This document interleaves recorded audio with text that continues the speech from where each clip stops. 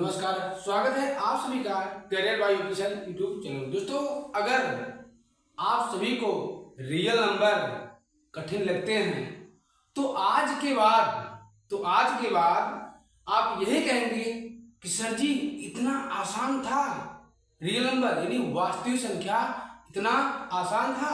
जी हाँ, आज मैं वास्तविक संख्या को इस तरीके से पढ़ाऊंगा कि आप सभी को वास्तविक संख्या जुबान पर आ जाएगा। यानी कि इस एक ऐसा ट्रिक बताऊंगा जिसको अगर आप देख लेंगे ना तो आपका वास्तविक संख्या से संबंधित जितने भी कंफ्यूजन रहेंगे वो सब कंफ्यूजन दूर हो जाएगा। दोस्तों, आज मैं जो तरीका बताऊंगा ना उस तरीके से क्या होगा, आप सभी का कंसेप्ट क्लियर होगा और सवाल भी आसान होगा और एग्जाम में 100% नंबर आएंगे। दोस्तों, उम्मीद करते हैं आप सब बढ़िया होंगे, लाजवाब होंगे और आप सबकी पढ़ाई भी बेहतरीन तरीके से चलेगी। तो आज का जो क्लास है क्लास 10th वाले बच्चों के लिए है, यानी कोई भी इस क्लास को देख सकता है। यानी स्पेशली जो क्लास है मैथ का क्लास 10th वाले बच्चों के लिए है।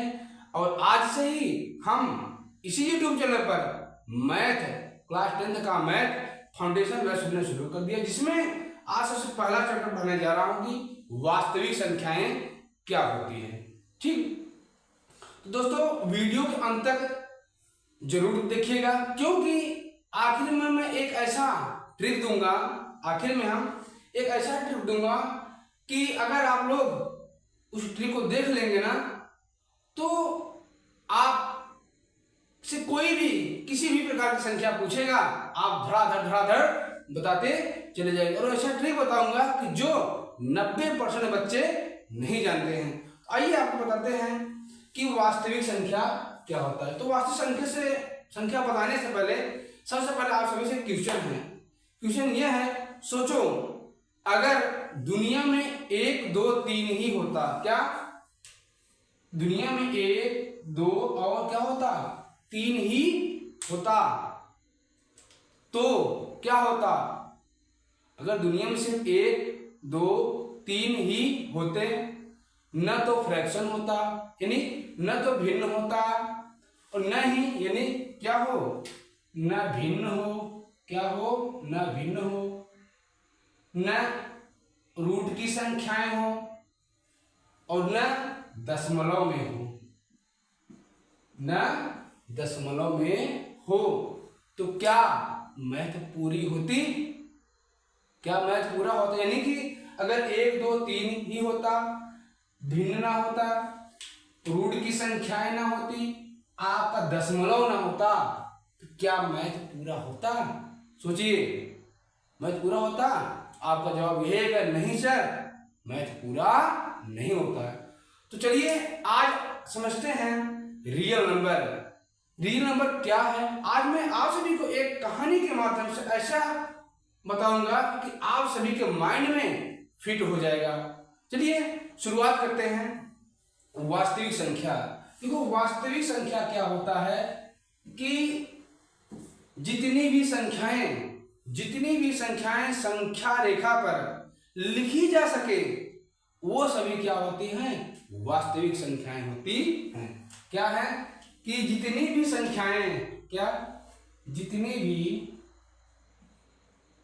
यानी कि ऐसा कह सकते हैं वे सभी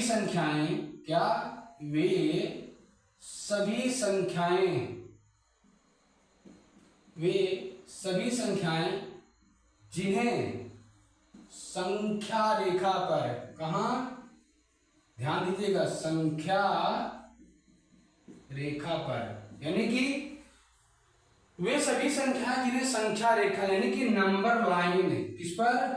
नंबर लाइन। वे सभी संख्याएं जिन्हें संख्या रेखा या नंबर लाइन पर लिखी जा सके, क्या किया जा सके? लिखी जा सके, वो सब क्या होती हैं? आपकी वास्तविक संख्याएं होती हैं। आप जितनी भी संख्याएं संख्या रेखा पर लिख सको वो सब क्या होता है? आपका वास्तविक संख्या। जैसे 1 2 3 -1 -2 1/2 3/5 √2 √3 4 +√2, ये सभी क्या हैं? आपकी वास्तविक संख्याएं हैं। क्या हैं? ये सभी क्या हैं? वास्तविक संख्याएं। तो दोस्तों आप सभी से एक छोटा सा क्वेश्चन है, ये जो वास्तविक संख्या है ना, इसका परिवार बहुत ही लंबा है। ये बना कैसे है, कैसे आया वास्तविक संख्या? तो इस कहानी को समझने से पहले मैं आप सभी से क्वेश्चन पूछना चाहता हूं कि आप ये बताइए कि सबसे छोटी प्राकृतिक संख्या कौन सी होती है। और दूसरा क्वेश्चन क्या है कि सबसे छोटी पूर्ण संख्या क्या होती है। कमेंट में जरूर बताइएगा। आइए हम बताते हैं वास्तविक संख्या की वो कहानी जिसको अगर आप समझ लेंगे ना तो आपको किसी भी प्रकार की समस्या नहीं होगी। तो वास्तविक संख्या को समझना है तो वास्तविक संख्या का जो परिवार होता है बहुत ही लंबा होता है, मगर आप सबको मैं एक ऐसा आसान तरीका बताऊंगा कि आप सब आसान तरीके से समझ जाएंगे। जैसे जो वास्तविक संख्या होती है ना, वास्तविक संख्या में क्या क्या आता है ध्यान दीजिएगा। वास्तविक संख्या में जो सबसे इसका पहला परिवार है वह है आपका प्राकृतिक संख्या। क्या है? प्राकृतिक संख्या। प्राकृतिक संख्या क्या होता है आप सभी को मालूम होगा कि गिनती आप सभी को आता है। तो जो संख्याएं एक से शुरू होकर अनंत तक जाएं, जो संख्याएं एक से शुरू होकर अनंत तक जाएं उसे क्या कहते हैं? प्राकृतिक संख्याएं कहते हैं। और ध्यान दीजिएगा यहां से आपके बोर्ड एग्जाम में बहुत विकल्प जरूर पूछता क्या है कि निम्न में कौन सी सबसे छोटी प्राकृतिक संख्या है। तो जो प्राकृतिक संख्या होती है एक से शुरू होता है, एक 2 3 4 5 6 ऐसे कहां तक जाता है? अनंत तक। यानी एक से शुरू होकर के अनंत तक जाने वाली, कहां तक? अनंत तक जाने वाली संख्या ही प्राकृतिक संख्या कहलाती है। और अब जो हमने क्वेश्चन आपसे पूछा था कि सबसे छोटी प्राकृतिक संख्या क्या है, जो सबसे छोटी प्राकृतिक संख्या है वह क्या है? एक। क्या है? एक। अब इस वास्तविक संख्या बनने में जो दूसरी कड़ी आती है, दूसरा कड़ी क्या, दूसरी कहानी क्या है? दूसरी कहानी यह है पूर्ण संख्या। पूर्ण संख्या क्या होता है? पूर्ण संख्या का मतलब होता है कि होल नंबर। पूर्ण संख्या, पूर्ण का मतलब होता है पूरा। तो सुनिए, जब हम प्राकृतिक संख्याएं लिख रहे थे तो इसमें किसकी कमी थी? जीरो। अगर इस प्राकृतिक संख्याओं के समूह में जीरो मिला दिया जाए तो वो क्या कहलाता है? पूर्ण संख्या। और यही हमने क्वेश्चन पूछा कि सबसे छोटी पूर्ण संख्या क्या होता है? वो होता है आपका जीरो। क्या? देखिए, जब हम प्राकृतिक संख्या हमारा का एक से लेकर के अनंत तक लिखी जाने वाली संख्या क्या होती है? प्राकृतिक संख्या। अगर इसी में हम जीरो मिला दें ये कहलाता है आपका पूर्ण संख्या। यानी कि जो आपकी पूर्ण संख्या है ना, ये भी आपका वास्तविक संख्या है। आपने जो पढ़ा प्राकृतिक संख्या, ये भी क्या है? वास्तविक संख्या है। यानी कि जितने भी संख्या बताया जाएगा वो सब क्या होंगे? वास्तविक संख्याएं होंगी। क्या होंगी?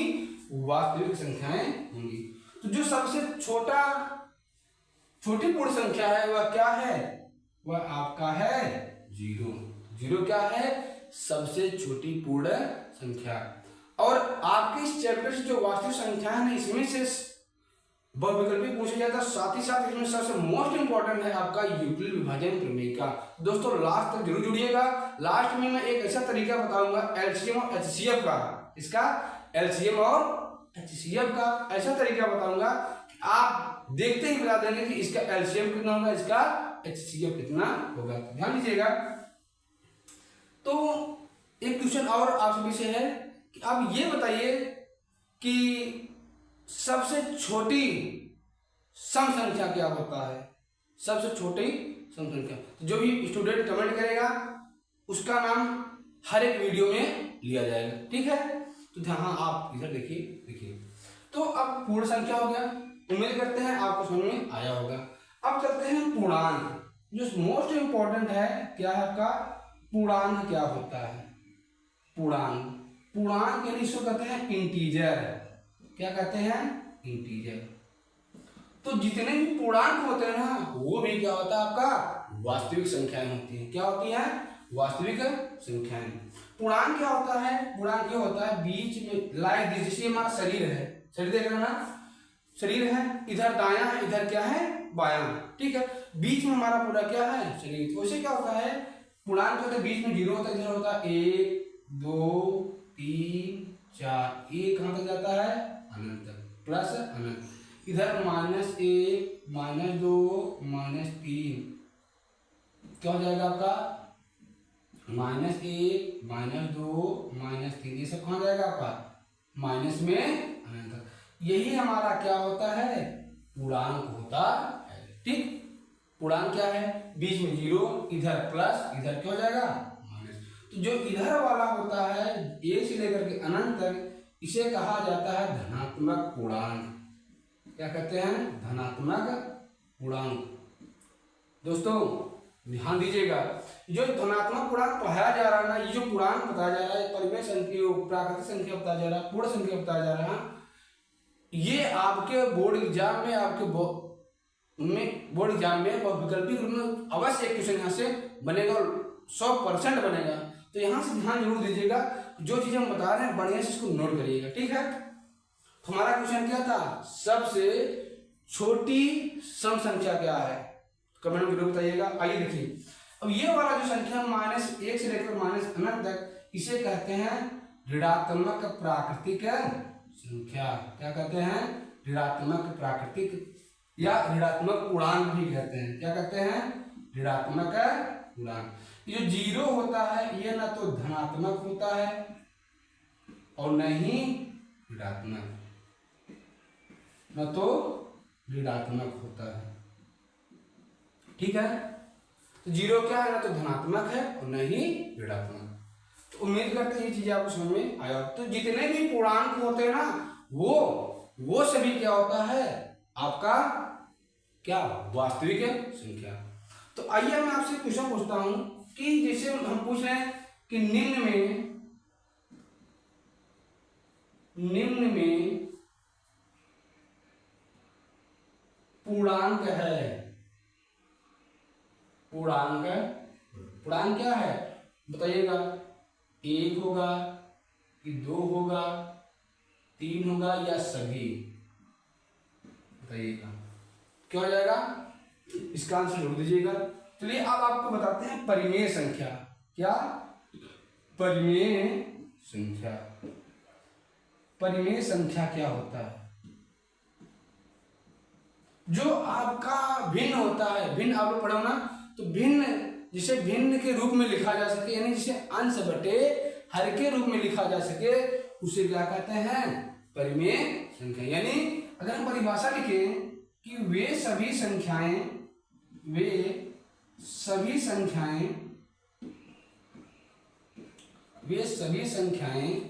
जिन्हें P बटे Q के रूप में लिखा जा सके, P बटे यानी कि वे सभी संख्या जिन्हें P बटे Q के रूप में लिखा जा सके, परंतु क्या है, लेकिन लिख तो सको मगर क्या है, मगर यह है कि जो P है, P और Q दोनों पूर्णांक होने चाहिए, तथा क्या Q does not equal to 0। क्यों मतलब हर 0 न हो। यानी वे सभी संख्याएं जिन्हें आप अंश बटे हर यानी P बटे Q के रूप में लिख सको, लेकिन उन्हीं को लिखा जाएगा जो P और Q दोनों क्या हो पूर्णांक हो, अंश और क्या हो पूर्णांक हो, और हर 0 न हो। तो वे सभी संख्याएं आपका परिमेय संख्याएं कहलाएगा, ठीक है। तो वो क्या होता है आपका परिमेय संख्या। जैसे हमने लिखा क्या 2 लिखा, 2 क्या है एक परिमेय संख्या है, ठीक। हमने लिखा 3 बटे 5, 3 भी पूर्णांक और 5 भी पूर्णांक। -7 बटे 8, -7 भी पूर्णांक 8 भी पूर्णांक, ये सब क्या है परिमेय संख्या। -1 ये भी क्या है परिमेय, क्योंकि बट्टे में 1 लिख सकते हैं। -2 भी क्या है परिमेय संख्या।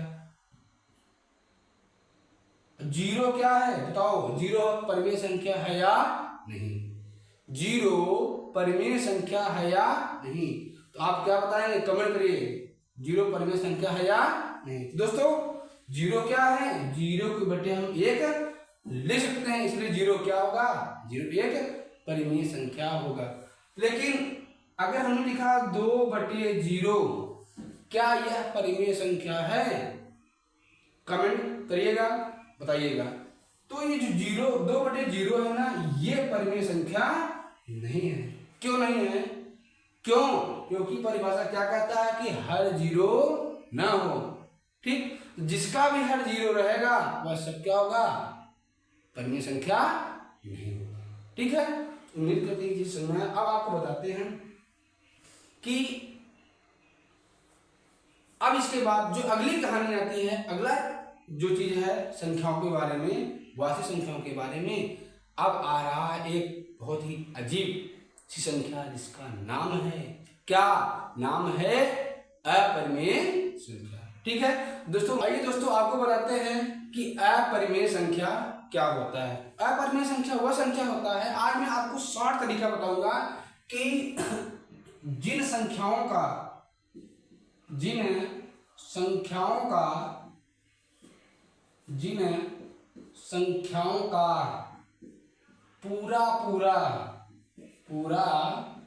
पूरा वर्गमूल न निकले, क्या पूरा वर्गमूल न निकले,